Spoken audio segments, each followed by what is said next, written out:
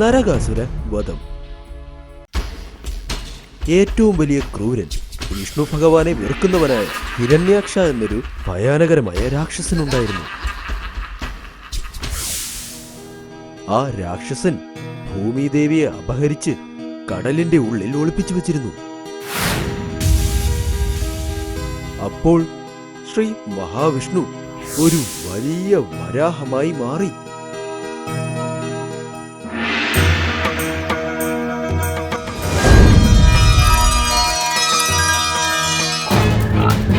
വളരെ പെട്ടെന്ന് തന്നെ ഭൂമിദേവിയെ രക്ഷിക്കാൻ വേണ്ടി സമുദ്രത്തിലേക്ക് ചാടുന്നു.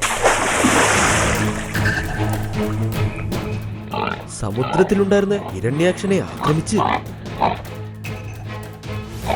ആ രാക്ഷസനെ ആക്രമിച്ച് നശിപ്പിക്കാൻ തുടങ്ങി വരാഹ അവതാരത്തിലുണ്ടായിരുന്ന വിഷ്ണു ഭഗവാൻ. എന്നിട്ട് അദ്ദേഹം ഭൂമിദേവിയെ മുകളിലേക്കും കൊണ്ടുവന്നു. അതേസമയം തന്നെ വരാഹ അവതാരത്തിലുണ്ടായിരുന്ന വിഷ്ണു ഭഗവാനാൽ ഭൂമിദേവി ഗർഭിണിയുമാകുന്നു. വിഷ്ണു അദ്ദേഹത്തിന്റെ ത്രിതായുഗത്തിൽ രാമന്റെ അവതാരത്തിൽ രാവണനെ വധിച്ച ശേഷം നീ ഒരു കുഞ്ഞിന് ജന്മം നൽകുമെന്ന് ഭൂമിദേവിയോട് പറയുന്നു. ത്രിതായുഗത്തിൽ ജനക മഹാരാജാവിന് ഭൂമിയിൽ നിന്നും സീതയെ കിട്ടിയപ്പോൾ ഭൂമിദേവി ജനകനോട് ദേവിക്കൊരു സഹായം ചെയ്യണമെന്ന് അദ്ദേഹത്തോട് സത്യം വാങ്ങുന്നു. രാവണനെ വധിച്ച ശേഷം വാക്ക് കൊടുത്തതുപോലെ തന്നെ ഭൂമിദേവിക്ക് ജനിച്ച മകനെ വളർത്തി നരക എന്ന് അവനൊരു പേരുമിട്ട് വിദ്യാഭ്യാസം നൽകി ജനക മഹാരാജാവ്. നരകനും പ്രായപൂർത്തിയായതിനു ശേഷം അദ്ദേഹത്തെ ഗംഗയുടെ അടുത്തേക്ക് കൊണ്ടുപോകുന്നു. അവിടെ അദ്ദേഹം എങ്ങനെ ജനിച്ചു എന്നതും പറയുന്നു. അപ്പോൾ വിഷ്ണു ഭഗവാനും അവിടെ വന്ന് അദ്ദേഹത്തിന് ശക്തി ആയുധവും പിന്നെ ഒരു തേരും നൽകി കാമരൂപ ദേശം പ്രാഗ്യാദിശ നഗരത്തെ തലസ്ഥാനമാക്കി മാറ്റി ആ നാട് ഭരിക്കണമെന്നും പറഞ്ഞ് മാഞ്ഞു പോകുന്നു. നരകയും ആ നാടിനെ ഒരുപാട് കാലം ഭരിക്കുകയും ചെയ്തു. ദ്വാപരയുഗത്തിൽ നരകന് ബാണാസുര എന്നൊരു അസുരന്റെ സൗഹൃദം ലഭിക്കുന്നു. അങ്ങനെ സംഭവിക്കുന്നതുകൊണ്ട് ഒരുപാട് ദുഷ്ടതകൾ ചെയ്ത് ലോകത്തിന് പ്രശ്നം നൽകുന്നവനായും മാറി. ഒരുപാട് തെറ്റുകളും ചെയ്യാൻ തുടങ്ങി.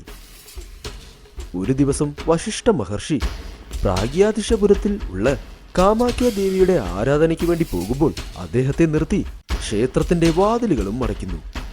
വശിഷ്ഠ മഹർഷിയും ദേഷ്യത്തിൽ, നീ അഹങ്കാരത്തിൽ വിളയാടുന്നു, ജനങ്ങൾക്ക് ഒരുപാട് ബുദ്ധിമുട്ടുകളും നൽകുന്നു, നിനക്ക് ജന്മം നൽകിയവളുടെ കൈയാൽ തന്നെ നീ മരണമടയുമെന്നും പറയുന്നു.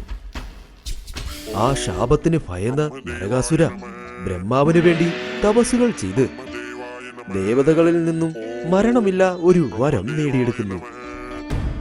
ആ വരം കിട്ടിയപ്പോൾ അഹങ്കാരം കൊണ്ട് അയാളുടെ സേനയോടൊപ്പം ഇന്ദ്രാദി ദേവന്മാരെയും വിജയിക്കുന്നു. എല്ലാവരെയും ദ്രോഹിക്കുന്നു. 16,000-ഓളം രാജകന്യകമാരെയും ദ്രോഹിച്ചു.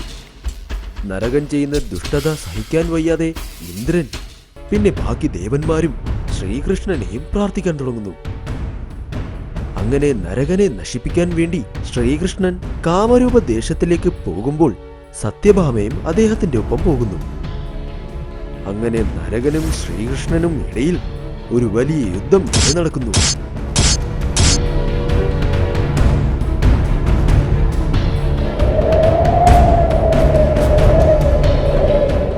ഭൂമിദേവിയുടെ അവതാരത്തിൽ വന്ന സത്യഭാമയുടെ കൈകൊണ്ട് തന്നെ നരകാസുരൻ വധിക്കപ്പെടുകയും ചെയ്തു.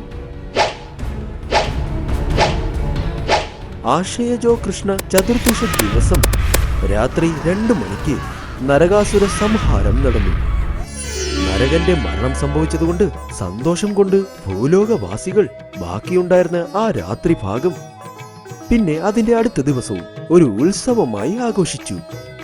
ആ 2 ദിവസം നരക ചതുർദശി, ദീപാവലി അമാവാസി എന്നും പ്രബലമായി. ഓരോ വർഷവും ജനങ്ങൾ ഈ 2 ദിവസവും വളരെ സന്തോഷത്തോടെ ആഘോഷിക്കുന്നു.